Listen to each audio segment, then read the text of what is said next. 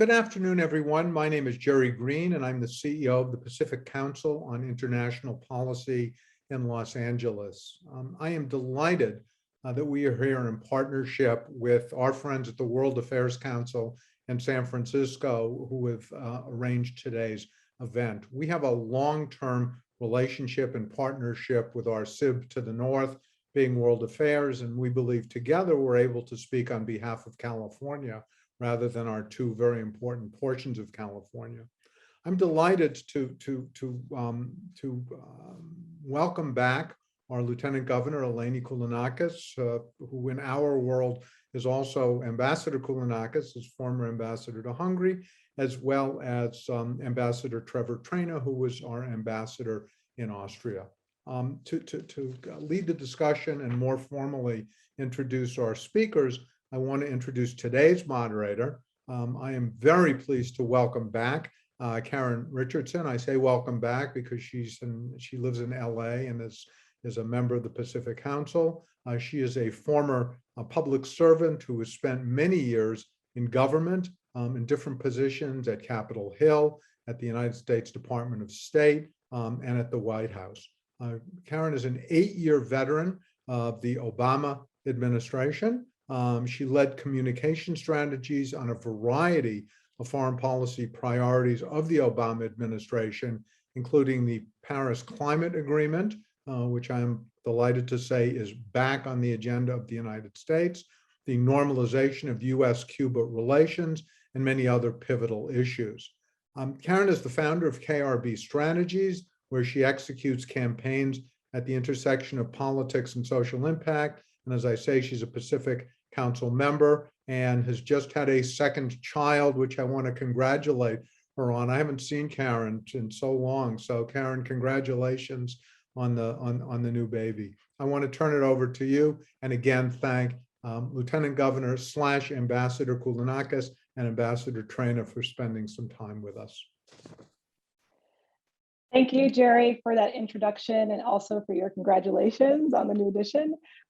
We've done a few of these events together by now, albeit in person, so it's really wonderful to return to be a part of what I know will be a very interesting discussion today. Good afternoon, everyone. I am very delighted to introduce our speakers, California's Lieutenant Governor Eleni Kounalakis and Ambassador Trevor Traina. And I thank the Pacific Council and World Affairs Council for organizing this discussion. As many of you may have seen from their biographies, both speakers have incredibly impressive backgrounds. They're Californians, they're political appointees with strong resumes in politics and business and foreign affairs. They both served as US ambassadors during different presidential administrations to Austria and Hungary, two very important strategic allies of the United States. And just a little bit about each of them, as I'm sure that many of you have already seen their biographies, but the Lieutenant Governor, she made history in 2019 as the very first woman to hold this role. From 2010 to 2013, she served as President Barack Obama's US ambassador to the Republic of Hungary, during which it was a very interesting time. Hungary at the time was a key ally, in key events such as the US military surge, among other things. The country held national elections, and so it was a very interesting time for her to be there. In 2015, she published her memoir called Madam Ambassador, 3 Years of Diplomacy, Dinner Parties, and Democracy in Budapest. And if you haven't read it yet, there are some very interesting stories about her time during her post, so I recommend picking that up if you have a chance. And if she didn't have a lot on her plate already, she also currently serves as California's representative for international affairs and trade development. I'd also like to welcome former ambassador to Austria during the Trump administration, Trevor Traina, who also has a very, very impressive background as an entrepreneur and private investor, who began his career in tech and has founded technology companies in the e-commerce and enterprise software space. So given their expertise and their backgrounds, we are so fortunate to have them here today to share with us their thoughts on the importance of nonpartisan diplomacy and also how we represent our nation's interests while engaging with partners and allies abroad. So thank both of you so much for joining us. And just one housekeeping note before we dive right in. As a reminder, we will be taking your questions after the first part of this discussion. So if you have questions for our speakers, please use the Q&A feature that you should see on your screen, and we will do our best to answer as many of them as possible. So thank you all again for joining. This is a very interesting, I think, and timely topic to be having, I think, particularly in this moment when it seems like partisanship in the United States is becoming more and more pronounced along political and ideological lines. Every time we turn on the television or scroll through social media or the news, it seems like we keep hearing that the United States and the American people it's more politically polarized than ever before. So of course, partisan politics and division isn't necessarily new, even in the area of diplomacy, where it's thought that partisan politics is supposed to stop at the water's edge, but it seems that the division has become more extensive over time. So I think that just to sort of kick us off, I think it probably makes sense for both of you to kind of give us the lay of the land and discuss your roles as former ambassadors, what it entails, how you navigated what can potentially be a tricky role balancing the political dynamics on the home front. So, Lieutenant Governor, maybe I'll turn it to you over to just kind of kick us off at that level, if that's okay. Well, Karen, thank you so much. Thank you so much for organizing this. Obviously, the Pacific Council working together with the World Affairs Council that covers the entire state of California. I think that is really a fantastic opportunity for teamwork and really ensuring that California's voice on the world stage is heard and understood. So it's really a great honor to be here with you. And I'm also just thrilled that you organized this with Ambassador Traina and myself, because one of the things that the ambassador and I have talked about is this very issue of the importance of nonpartisanship in foreign policy. And I think we're going to have a really great discussion over the next hour. But I think that there is a certain relationship that all former United States ambassadors have with one another. And it is the fact that we are brought into, particularly, of course, political appointees are brought into this world of the U.S. Foreign Service and very quickly need to learn the norms and the protocols of how the United States operates its foreign policy overseas, in addition to the very specific policy priorities relative to the country where we're serving.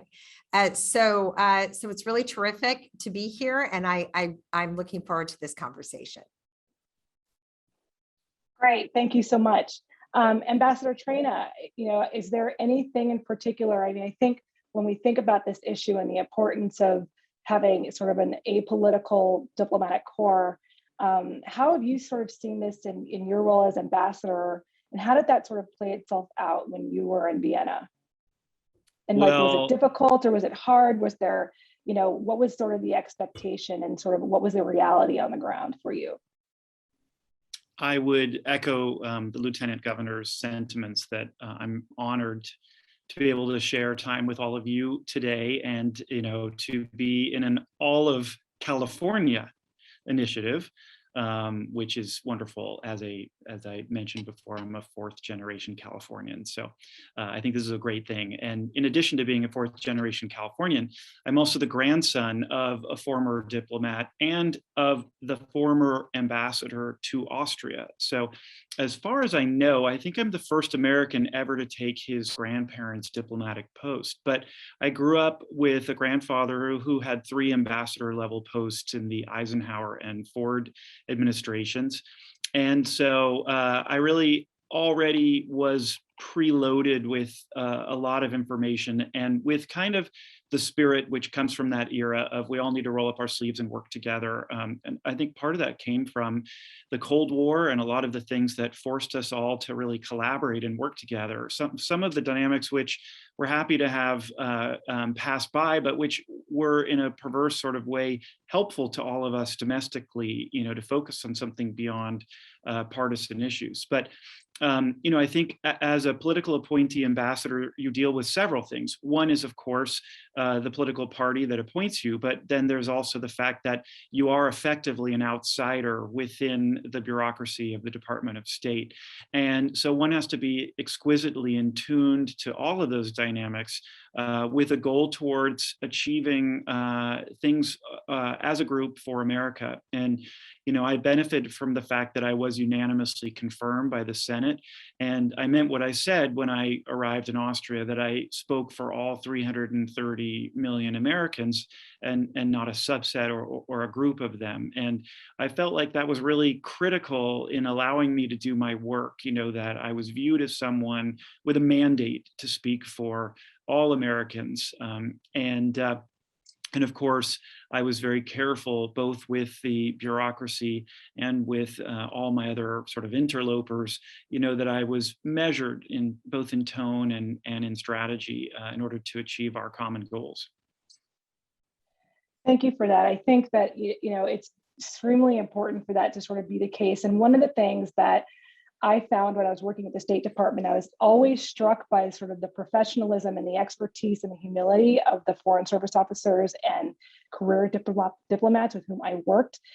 But I also know that traveling this country and outside is that a lot of people don't really understand, the full sort of capabilities of the State Department, but also the role of Foreign Service officers. So can both of you speak a little bit to your work with them, because, you know, they really sort of are the consistent face of the United States as administrations change.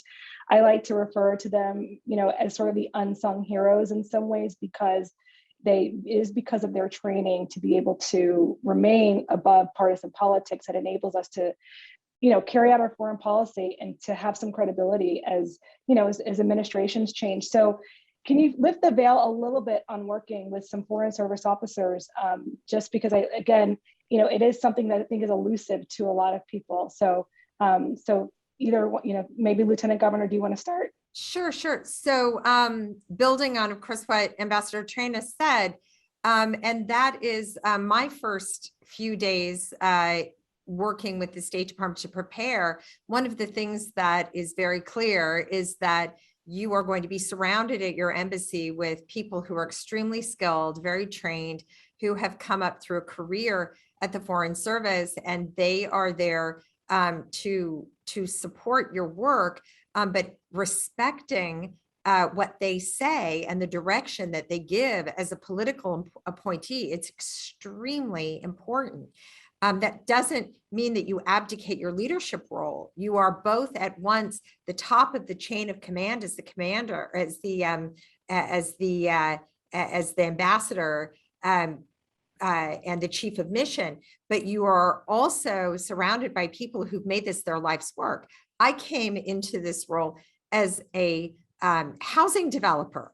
I knew there was a lot that I needed to learn, but one of the things that they impress upon you at the very beginning, first of all, you recognize their own lack of sharing on any level, their own political points of view in terms of domestic policies.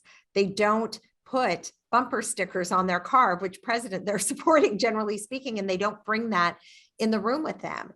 But of course, they're human beings. And what you tend to hear as well is their views on what, and of course, as part of their job, of what the president that has brought you in as his personal representative in the country, how they see the leadership of the president and what that's going to mean to the message and the profile that you bring to the country. But what I heard loud and clear many times in those first few days is that 90% of US foreign policy or more does not change from one president to the next. So that there were these norms that really had evolved, particularly with our engagement with Europe after the Second World War, that were our standards, you know, belief in liberal democracy and helping to spread liberal democracy in the world where we can, the advancement of US national security is our top priority. A lot of these things were immutable. And then certainly with the Obama administration, that was the case. Now, I think Trevor can talk maybe a little bit about some of the, really the norms that were challenged during the Trump administration, but during the Obama administration, it was very clear the way that foreign policy professionals at the State Department would conduct the engagement with the country. And that it was my job to both understand what our policy was going to be as determined by the President of the United States and implemented through the work of the State Department and our embassies, but also to lead the embassy itself, and particularly, of course, in Hungary, where there was a lot happening.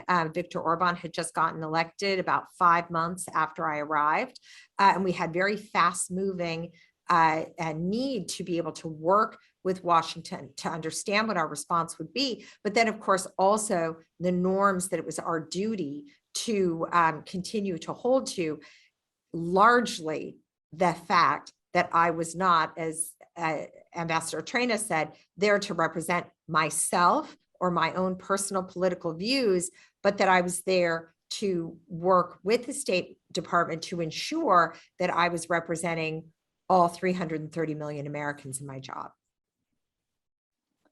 Thank you for that. And so I think, for Ambassador Traina, there's every administration has some level of political partisanship. It's inherent in our political process, and it's sort of part of that. And so for you, how did you find sort of working in an environment where on the home front, it was increasingly getting more polarized? How did that, if at all, did it impact your work when you were in Vienna?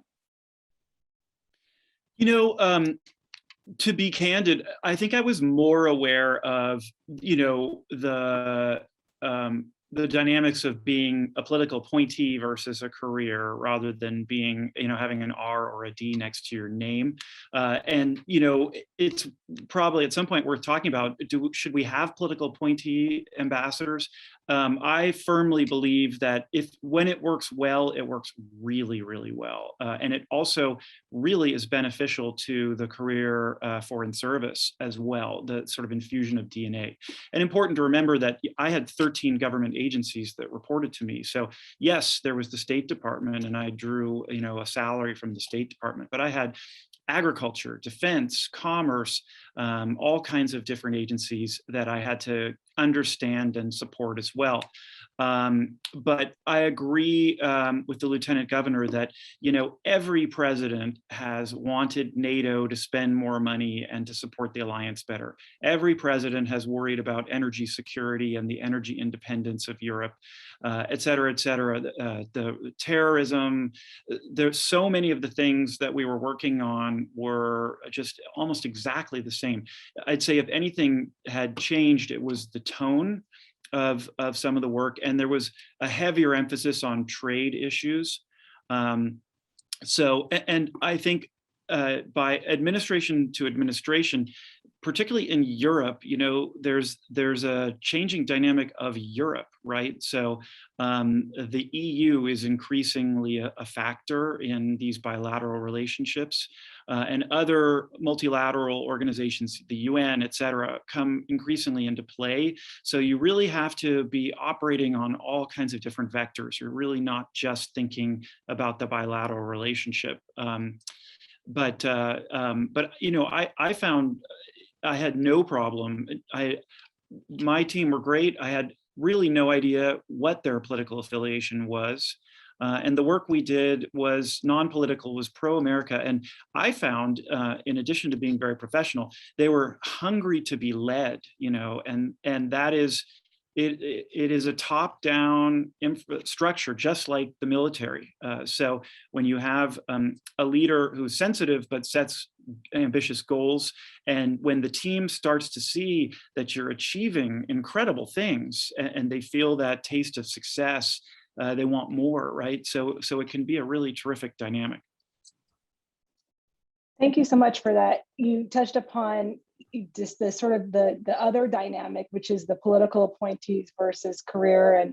And sort of, of course, that's kind of been debated, right? If there should be political appointees in positions. So I imagine it will probably continue to be so, but both of you are sort of proof that it works, it can work out really well.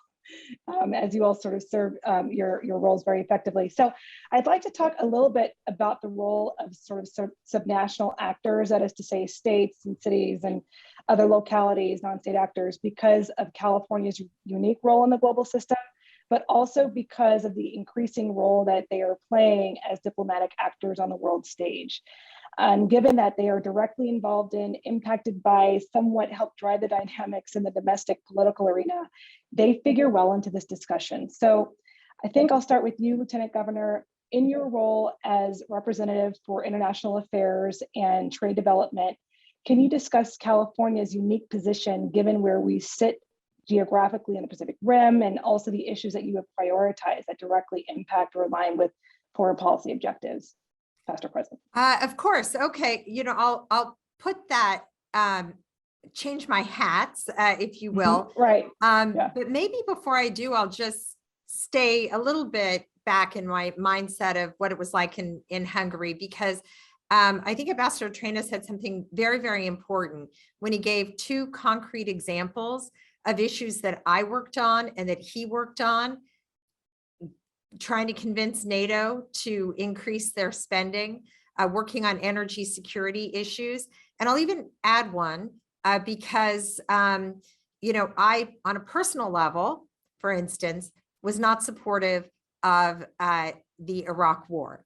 And when I got to Budapest, it didn't matter what my own position had been at the time. And it didn't matter that I was from a different political party representing a president who had opposed the war in Iraq. The war in Iraq was now ours. And you don't go to another country, you don't go overseas and start pointing fingers back at home of who did what. Otherwise, you lose the key leverage that the United States has in the world. If we take our differences from home overseas, others will exploit those differences to their advantage. And we are simply weaker in being able to be a force for all the things that we do agree upon in the world. But in terms of subnational, when I was in Hungary, I certainly experienced it. We had a state partnership program between Hungary and Ohio, a lot of Hungarian Americans there. Those state partnership programs are hugely important. We just had the president of Ukraine in California a few weeks ago. We brought him out to a visit with the California National Guard. And that is our most important state partnership program, the most robust. So there, even from when I was at Post, I could see that certainly these state partnership programs with our military were extremely, extremely important. And now from the perspective of doing the work at the subnational level, so I do serve as California's representative for international affairs and trade. There is a great deal that we're doing in this space, and Governor Gavin Newsom and I work very closely together on this portfolio. We work on issues related to trade, related to immigration, and of course, related to our leadership on the climate agenda. But I think that when I go around the state or do Zooms with people and organizations that are engaged in international for our state and all of these areas and more, one of the things I always do is talk about the person-to-person relationships and the diaspora in California. We are the #1 destination of almost every immigrant group to the United States. And we are the #1 destination for immigrants year on year to the United States. They come to California. We are 27% foreign born, and the national average is 14%. Ambassador Traina mentioned he is 4th generation Californian. I am 1st. My grandmother was certainly not an ambassador. My grandmother never learned to read. But these are the stories that make our state so great, is we have stories like Ambassador Traina, which is, by the way, was from where I sat, and maybe he can talk more about it, a very powerful story for him to be sent to Austria having this long family legacy of that relationship, those things actually matter to Austrians and to others in the world. And he recognized that, was able to build upon it. So person-to-person relationships are probably the most important strength that underpin California's engagement in the world. Again, whether it's immigrant stories like mine and those relationships that exist because people still have family in their country of origin, or their stories like the one that Ambassador Traina has shared, and I know he's continuing to do work, and I hope will always be an important liaison for California and for the United States between Austria and the US and California. Indeed. And the sort of kind of evolution of the role that some national actors are playing, they're signing international agreements, they're facilitating people-to-people exchanges, et cetera, they really can be a great asset to further our broader foreign policy objectives as well. Ambassador Traina, the story about your background, and your grandfather was U.S. ambassador as well to Austria, and how you spent time there as a kid, and things that you remember personally about spending time as sort of a young child. I think there was something that I read as well, where there was somebody asked you about whether there was still a secret area where you found as a kid and whether it was still there, right? So, but I think to the Lieutenant Governor's point is that is a fascinating sort of story about the length of time that you were there, and your family history and your lineage there. I mean, I think it's over time, and as you sort of went into your role, it served you well to as far as your credibility, as far as your understanding, and so not just with us here at home, but with them as well. So can you speak a little bit about what that was like as well? Oh, well, it was just so thrilling. When I went to Austria, my grandmother, who was 100 years old, armed me with all her scrapbooks and her photo albums, and I, she was so funny. She said, two things. She said, number one, she said, the Austrians don't understand hors d'oeuvres. They're going to offer you a ham sandwich and pretend it's an hors d'oeuvre, and they don't dance the way you think they would. I said, okay. And then she said, and don't forget anything in the morning, because the embassy's so far from the residence, you won't see it again until the evening. And I said, okay, thank you for that great advice, grandmother. But it was funny. And yes, I mean, it was a thrill for me. And, I think that to represent your country well, you have to be kind of joyful and full of wonder. And, I always said I was equally in love with my own country and with Austria. And I wanted to see everything and meet everyone and learn everything. But I was also more than comfortable, representing my own country as well. And, I think that you have to be able to sort of my mother, who's a sort of powerhouse fundraiser and all of this, she always says, know the game you're playing, right? So as the representative of the president, as the representative of the country, when you arrive, understand what people might be thinking, what they think positively, what they think negatively. And regardless of politics, America is such a force in the world that everyone has an opinion, and often a nuanced one, meaning there's things they love about America and there's things they don't love about America, regardless of who's president. And so understanding that, being in tune with it, and knowing how to soften people who might have issues or problems, and knowing how to present America positively and well, all of those things I think are part of the craft. And going back to the state initiatives, I found sort of most people don't realize how much the ambassador is an economic advocate for the US and for industries and for regions. A lot of the work that we do as ambassadors is opening up opportunity for the US, trying to get investment, and so it was interesting to me that on that level, states actually do compete, right? I took a trade delegation to Arizona, and they invested $750 million in 3 production facilities there. And states want that. And so you have to kind of be nimble and open-minded there.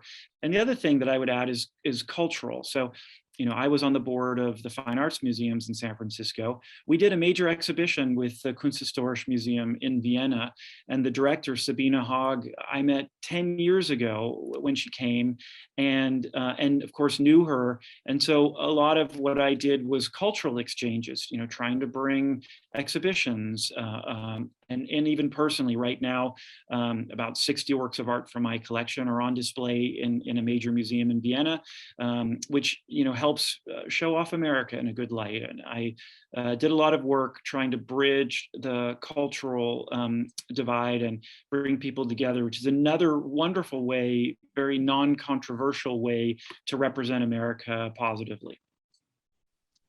No, that's exactly right.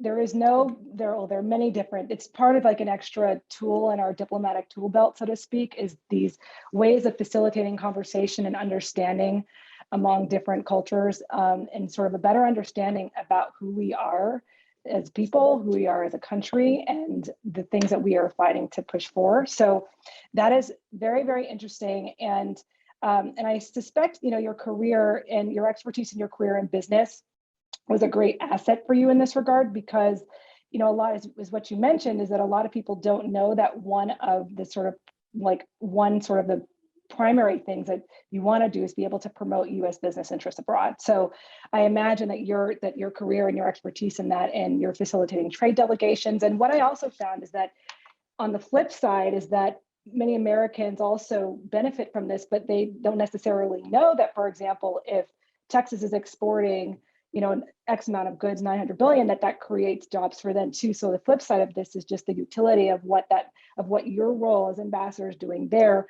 helps us here at home. And it's one of the things in traveling this country that I found that I ended up talking to people a lot, just sort of explaining and putting a finer point on it, so people understood the diplomatic work that's being done abroad and how that impacts them here at home. So thank you so much for sort of discussing that in more detail. Okay, so then I think that I'm looking at the time. We've got a couple of more minutes before we open it up to audience questions, but just switching gears just a little bit, just to talk a little bit about the relationship between diplomacy and the promotion of human rights and freedoms. Ambassador Traina, you found yourself in a very interesting situation at the U.S. Embassy in Vienna when you chose to sort of hang the Pride flag during Pride Month. Of course, in California, it's not unusual for us to see this, but the message from then Secretary of State Mike Pompeo was that, the only flags that belong in the embassy flagpole are American flags. So can you discuss a little bit about the decision that you sort of came to do that, and to decide that was that you were going to fly the Pride flag on the American flagpole and the embassy rather. So yeah. Well, what's interesting is, the role of ambassador, I always say the role of ambassador or emissary is one of the oldest in our entire government. Think about Thomas Jefferson, John Adams, who were our first ambassadors. And these people literally had the power to declare war, sue for peace, sign treaties on behalf of the US. So it's such an ancient role. It sort of actually sits outside of the conventional hierarchy of the US government in a funny way. So sometimes that can be challenging and complex, but it can also be liberating and positive. And ambassadors have an extraordinary amount of autonomy and power in their country. And so a lot of my time was spent thinking about when and where can I use that in a proper way, because you want to be aligned with both the interests of US citizens and the interests of the administration in the exercise of that power. But that is one area where the political appointees often can do more than the bureaucracy, because the bureaucracy have a different set of considerations and constraints. Their peers may be reviewing them for their next position. They can't afford to, offend people or make enemies, whereas the political appointee is kind of drops in, does a job, and then leaves, politics, right? And so I often, tried to think about what is the right thing to do. And I could tell you some crazy stories about where I exercise my powers to the good of my team in even more drastic ways. But with this communique, it didn't actually come from the Secretary of State. It came from some sort of bureau or something within the State Department that, yes, you could have a pride flag on the side of the building or in other places, but you couldn't hang one on the same pole with the American flag. Obviously, I come from California where, we care a lot about the LGBT community and their rights. And also I could tell there were people on my team, who really felt strongly about this. And so that was just a moment where I said, okay, Washington said, but I'm the ambassador and I'm saying, yes, put the flag on the pole. And so we were the only embassy in the world that flew a pride flag. But I said, what are they going to do? Are they really going to fire me over this? And, I said, my interpretation of my abilities and powers is that I can tell you to do this. So I'm telling you to do this. I think people felt really good about it. And I did too, because I felt like it was the right thing to do. And so I was glad to be able to make it happen. Thank you for that. It's very interesting. I mean, when you talk also about your family in the stories that you mentioned about your grandmother and how it just sort of shows the sort of continuity of how you approached your position. So how they talk to you about, know the game you're playing and just what is the right thing to do. It sort of part of it sort of met the moment when you had to sort of make a decision about what you thought the right thing to do was and how you actually saw your role as ambassador and how you could be most effective and sort of what was in your purview and what you thought was the right thing to do. So thank you so much for that. And then Lieutenant Governor, could you also speak a little bit about how sort of foreign partners feel about the US engaging in human rights issues? It's, it could be tricky for a lot of reasons, that go back many, many, many years ago in history. And especially, I think, in a place like maybe socially conservative Hungary, where it might have even been a little touchier. So can you sort of also explain how that worked for you as ambassador? So putting on your ambassador hat again, I feel like we're going back and forth between Lieutenant Governor and your role as rep for international affairs. But now putting on your other hat again of former ambassador, can you speak to a little bit about how human rights operated when you were ambassador and some of those sort of tensions and dynamics? Yes, Karen, but let me just say, I find, Trevor, I find that story so incredibly touching. And there's a real lesson in there for would-be diplomats, which is pick your battles, because you never know when you decide to strike out on your own, you have to decide what's worth it to you and where you think the line is. Austria, Central Europe in general is a really an important place where I think we can send the message of acceptance of the LGBT community. And I suspect, Ambassador Traina, that act meant a lot to a lot of people, both people who are members of the LGBT community, family members, those who want to be supportive of the LGBT community, but are nervous about it. This is not San Francisco, Austria, Hungary, Central and Eastern Europe. So I just find that act of courage to be very, very touching. Different situation in Hungary when I was there. Certainly on the side of LGBTQ rights, the president was extremely forward-leaning. He declared LGBTQ rights are human rights are okay. But we certainly had our issues when it came to human rights in the portfolio of what my embassy and I dealt with Viktor Orban, because I was in Hungary for 3.5 years. And 3 of those years were the first 3 years of Viktor Orban's consolidation of power in the country. Here is a country that we consider to be a close friend and ally, that credits and still does credit the United States with their liberation from the influence of the Soviet Union, which was very severe and unforgiving. And they wanted to continue to have a good relationship in general. Certainly the general public wanted to have a good relationship with the United States.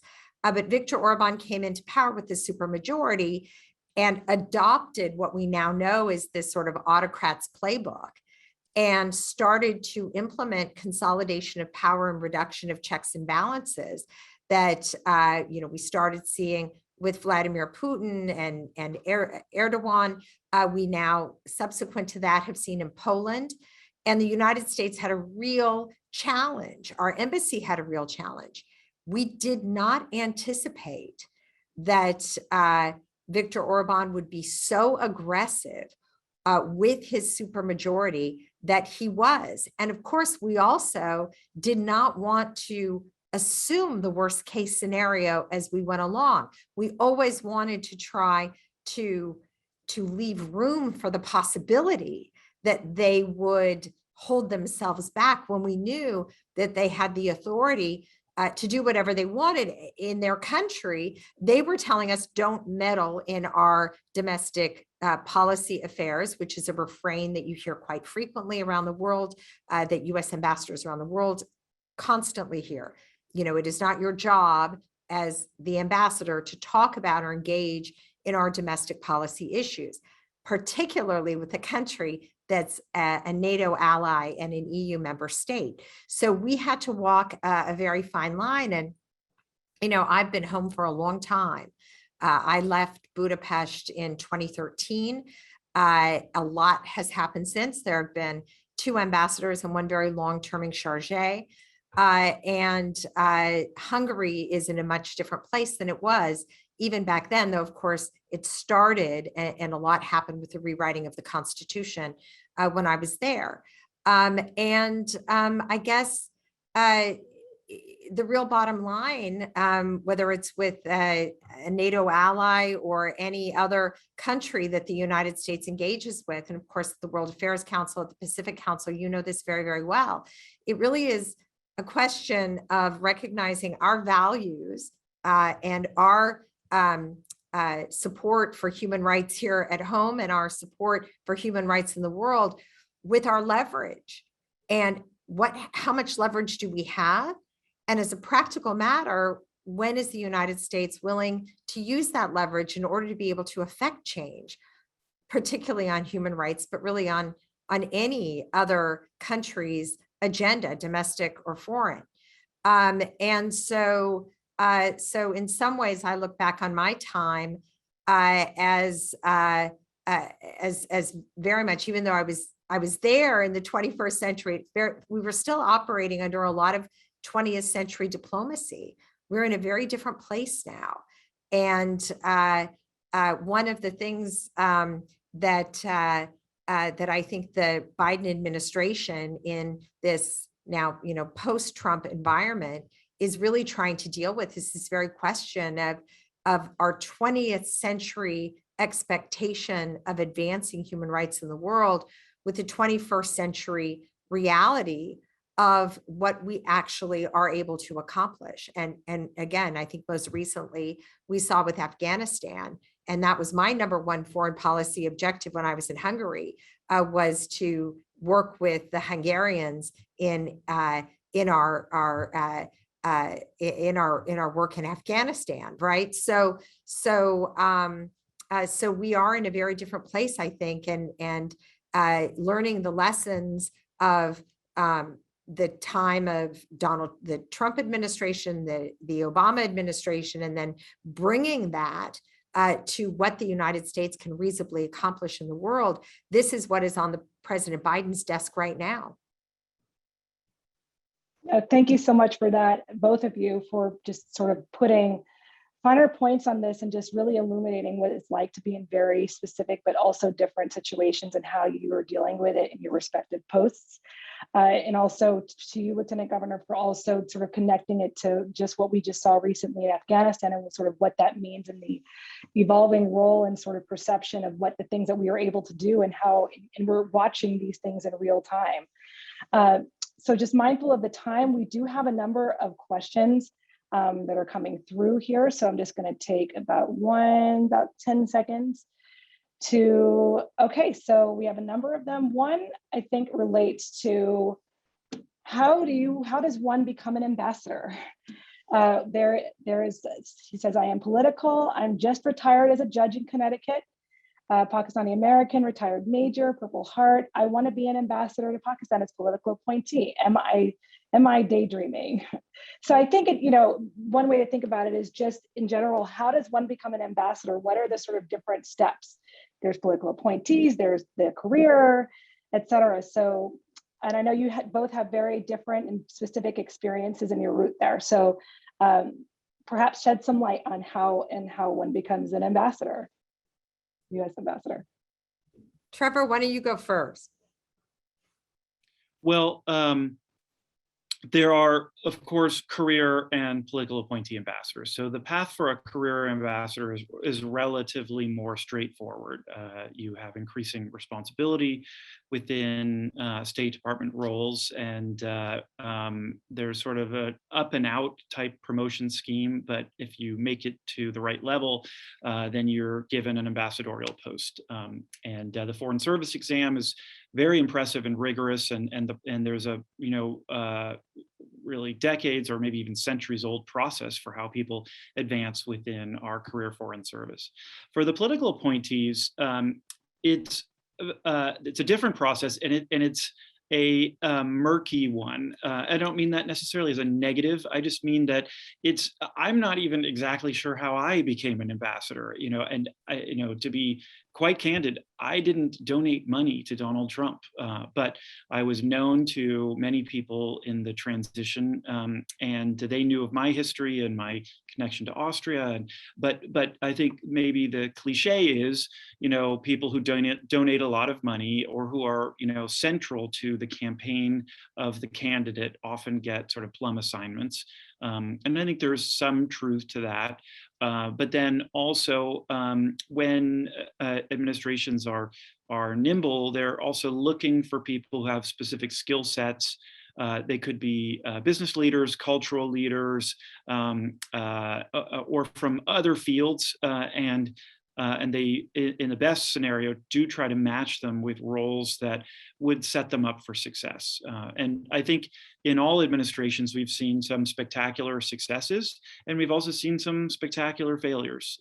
But when it works well is when there is a really great pairing.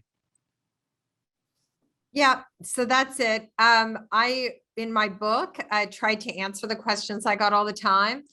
How do you become a U.S. ambassador? And I always say, especially to younger people, if you want to be a U.S. ambassador, join the Foreign Service. That way you can actually plot out a career that will end you up in that job. And if you fall short and you're a deputy chief of mission, that's pretty great too. And all there is really something quite extraordinary about the men and women of the U.S. Foreign Service. Some of the most dedicated and impressive people who I've ever had the privilege of knowing and certainly working with. But the political process is, I think, and I, appreciate, Karen, even your thoughts, or maybe Jerry when he closes. I mean, I don't know how much longer this really works because of the nature of how politicized everything has become. The number of ambassadors who have been so far announced by the Biden administration lags the Obama administration. Vetting is extremely rigorous, as it should be, but it takes a very, very long time. And there evidently is a Republican hold on confirming the vast majority of appointees who have already now made it through to the point where they've either had a hearing at the committee level, but they're just not getting out to posts. By the way, this is the same for deputy assistant secretaries, undersecretaries. People are not getting into their jobs because of the politicization of the process of filling our Foreign Service roles. This is, in my opinion, extremely problematic for the well-established system of of implementing our foreign policy with our people at the State Department, other departments, and at Post. So so it's going to be interesting to see what happens. You know, I've noticed that political appointees and career are being announced together in a way maybe to show and to highlight that it is certainly a higher percentage of American ambassadors who are foreign service professionals, and showing a complement of the skill sets. So hopefully that will work and we'll be able to get these positions filled. But I think it's a real danger for us in the United States if we can't just get people out there to work. And as Ambassador Traina said, political appointees, and this is something I heard on day one, tend to be among the best and potentially the not best of our ambassadors. Well, you know, we can work on that, but we're not going to have any ambassadors if we can't get them through the process quickly. And that is going to be a huge detriment to us as a country. Absolutely. You know, when we talk about the consequences of a political foreign policy and not having a nonpartisan foreign policy, it probably doesn't get any clearer than that in terms of if you can't get them through the Senate, if they're held up for political differences or any other sort of political agenda, it makes it very, very difficult for the people on the ground and our embassies to be able to do their job with any sort of credibility and consistency in some way. So I too am just concerned about how long, whether this is actually sustainable in the long term, because just having, you know, you mentioned there are, you know, assistant secretaries, all of these are Senate for people who aren't familiar with that terminology. Those are people that are Senate confirmed positions where they have to be confirmed by the Senate to be able to get into their position, to get into their jobs. And if they can't get in to do their jobs, then we don't have anybody at the helm, or you have somebody who's in an acting position, sort of in this limbo, that makes it very difficult for them to do their job. So it's a great question. Okay, so we have another one talking about what is the role of people-to-people exchange in conducting effective diplomacy. So we talked a little bit about that already. Ambassador Traina, you mentioned sort of the cultural exchange that you were doing, as well, Lieutenant Governor. So can either one of you speak to that as well, about the role of people-to-people in conducting effective diplomacy? Ambassador Traina, do you want to start? Sure. I think it's hugely important. And as ambassador, you know, I launched several new programs to try to either bring Americans to Austria or to identify promising Austrians and bring them to the US. I was also the co-chair of the Fulbright program, which is the second most robust in the world there. And another great example of a program that brings people from the two communities together in really meaningful ways. We also program at the 4 major universities.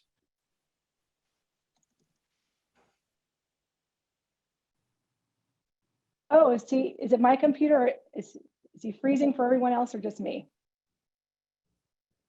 Can you not hear me? For you as well. You broke up just a little bit. Oh dear. Well, Yeah, I was just saying, I can hear you now. for instance, I was the co-chair of the Fulbright program, which is a perfect example of, you know, sending foreign students to the US and sending Americans abroad, both to teach and study.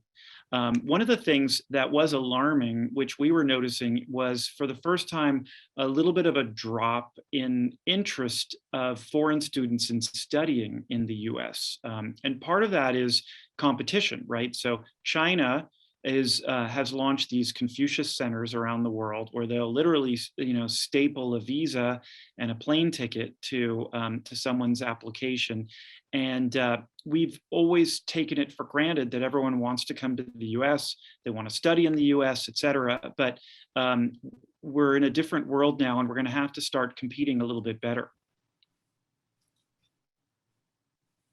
That is exactly right. And I think that, you know, there's also what I find too is that when you have just also the opposite is of facilitating those exchanges when we talked about the benefits of these exchanges and what it means sort of, and how we're projecting ourselves in the face of America. Those things are extremely important. Lieutenant Governor, did you have anything you wanted to add to that? Maybe just a quick shout out to the AmChams, because they tended to be the place where you would run into a lot of people who, built those person-to-person relationships. There is no question that to get the real sense of the relationship, you talk to the people who have one foot in each country. Very, very important. And as I mentioned before, California really benefits with our ability to engage in the world because we have so many of those person-to-person relationships that are anchored here in our beautiful state. Fantastic. We have one other question here from Catherine. What advice do you have for us as tourists to make a positive impression? I really like this question too, because it really gets at the role of like citizen diplomacy and how, former Secretary John Kerry used to talk about the role of citizen diplomacy, and really everybody is in some way an ambassador when we set foot on foreign soil. So what advice do you have for us as tourists traveling to different countries of making a positive impression? Don't wear flip-flops. No, sorry. Unless you're on the beach. But if you're walking around a museum, don't wear flip-flops. No, I'm just joking. No, so my son is a student at Stanford, and he was with some other classmates, and they toured around Europe this summer. And they would tell people they were from the US. They'd say, oh, then they would tell people they were from California. People get really excited. So this is kind of an emerging thing. The old days, some people, if they were nervous about sentiment toward Americans, they would wear a Canadian flag. You see a lot of California flags around the world right now, like that one, but as much as I am certainly proud of the image that California has in the world of being a place of openness and people being able to fulfill their dreams and pursue, themselves, their life, to their own dreams and goals, what I'm saying. I also will tell you that as a former US ambassador and as someone who grew up an extremely patriotic American, because many of us growing up in immigrant communities are steeped in patriotism and gratitude for what the United States has offered us. That was my experience growing up. And I've carried that always with me. It pains me to hear that in many countries, the opinion that people have of the United States is if it's not as high as possible. And so as tourists and those traveling around the world, anytime that you can tell stories of how Americans are still trying to cross divides and come together to not be so politically polarized and divisive, I think that's really very, very important. We're hearing all these fights over mask mandates and vaccines here at home. Well, I happened to be over in Europe this summer, and there was none of that. They're not politicizing what the scientists and the doctors are saying about the best recourse to deal with COVID. Yet here we grapple with this. It's very, very disappointing. So in my view, the most important thing that we can all do, whether it's, conversations like this, where, I certainly have great respect for Ambassador Traina. This isn't the first call we've been on together, for the way that he navigated his leadership of Embassy Vienna. And I am not afraid to say that, because if we cannot, wherever it is possible, come together and show that that we are still in our country committed to the idea that democracy will deliver for people, and that democracy as a form of government is the best form of government because it is self-government. And we, even if it is messy and contentious sometime, at the end of the day, we can deliver. That's the most important message that we can send, whether it's on a subnational level or whether it's on a person-to-person level. And I would Well, agree. Was one of the key initiatives I had was to actually do a detailed research and analysis on what were the pluses and minuses of the US in the minds of Austrians. What did they admire? What did they not admire? And it was one source of frustration for me with the State Department that, given the advances in social media and other technologies, ironically, many of which come from California, that their core are not as facile with these subtle means of communication as they should be. And unfortunately, there are other state actors out there that are leveraging these kinds of communications to play up stereotypes, negative stereotypes about the US. And so, things like all Americans are obese, or, that we just pollute the environment, or, even ridiculous stories like Americans think chocolate milk comes from brown cows. I mean, we uncovered all these types of things. And so when people are abroad, they want to just demonstrate everything that America is, that is praiseworthy. I used to say, I come from California and we led Europe in environmental technologies, that they wouldn't have had the catalytic converter or other things if it were not for California. And so I talk about things. But the other thing, and as a proud San Franciscan, the recent bummer is, you hear a lot of, I love San Francisco, but I was there recently and it's full of homeless people, it's full of crime, it's dirty. This is kind of the newest thing that we're contending with now, is that in Chicago, New York, Seattle, San Francisco, that some of the negativity that's been percolating recently is getting across the pond. And so that is another area of work for all of us.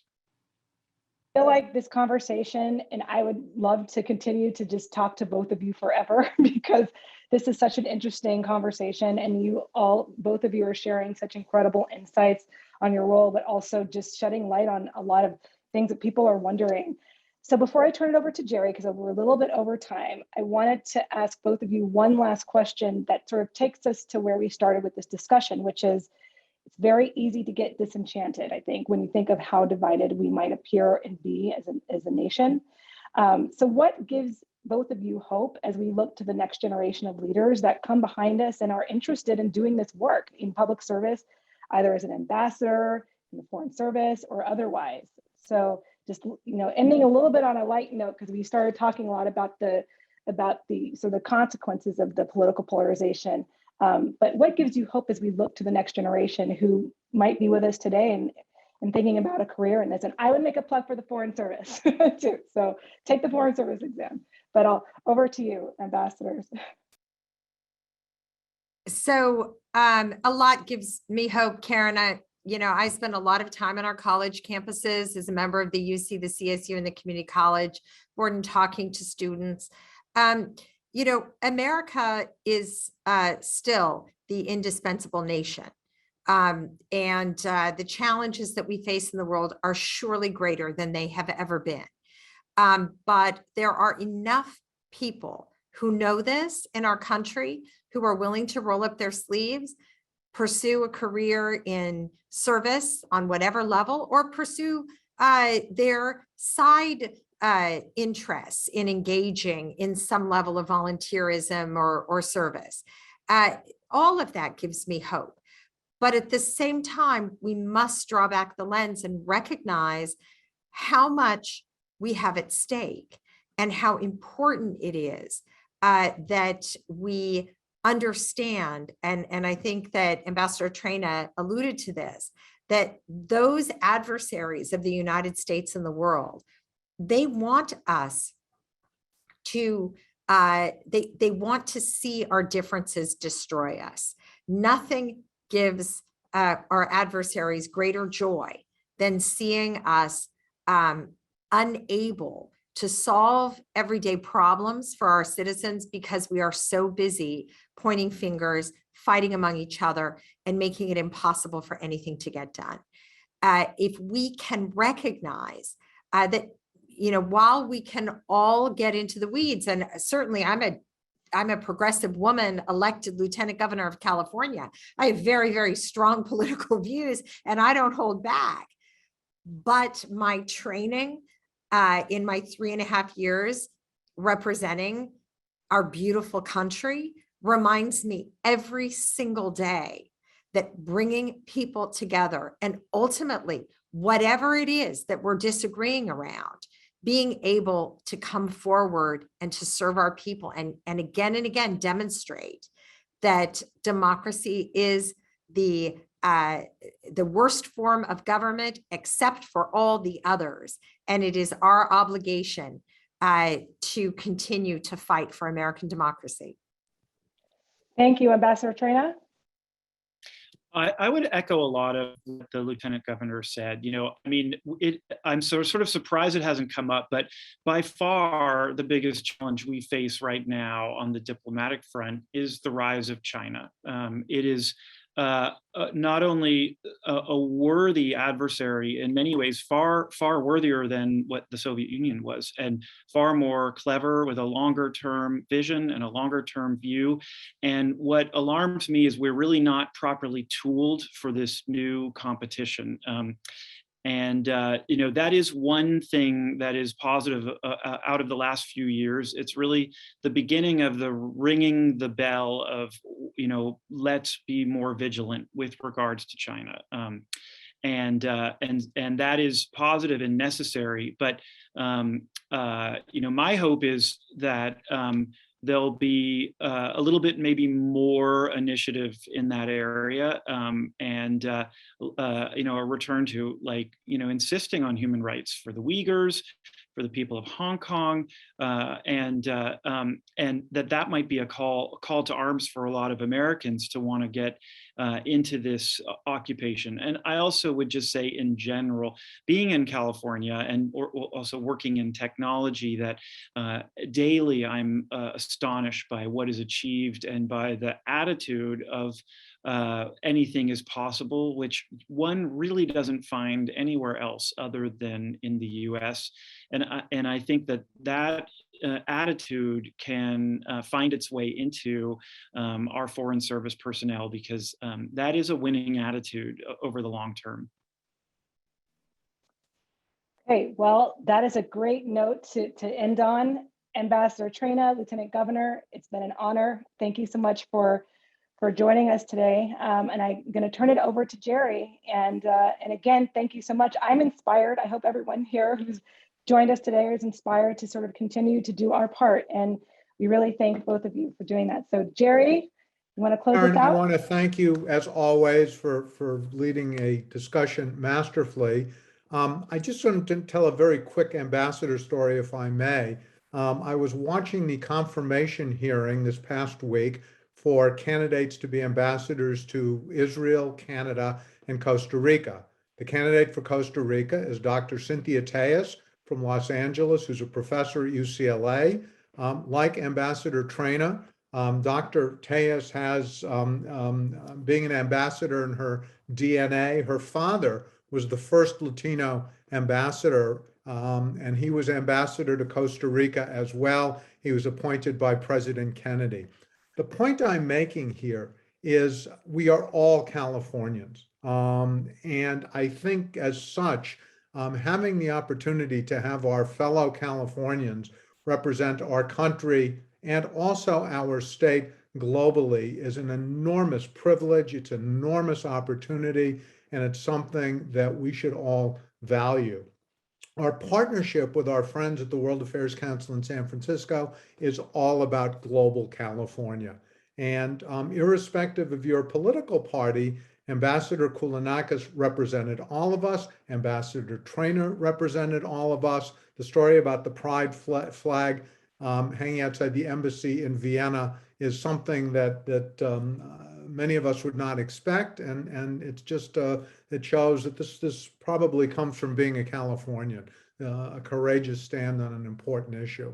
So I want to thank all of you. Before I let you all go, I just want to let you know that our next event with our friends at the World Affairs Council is with retired General Stanley McChrystal. This will be on Thursday, October 14, at noon Pacific time. General McChrystal will be appearing virtually and talking about Afghanistan and other things. We are co-sponsoring this with World Affairs, which has taken the lead, the Pacific Council, and the Marines Memorial Association. So I hope you will all sign up on the World Affairs website and join us. Ambassadors / Lieutenant General Kounalakis, Ambassador Traina, thank you so much for all you've done for our state as well as for our country. And thank you for bringing to this conversation a civility, a mutual respect, which I am absolutely convinced can be restored in this country. And as Eric Garcetti, our mayor, always says, California is the future, only sooner. So on that note, let me thank you all for joining us. Thank you so much. Great to be with you all. Yes, thank you very much for having me today. Everyone.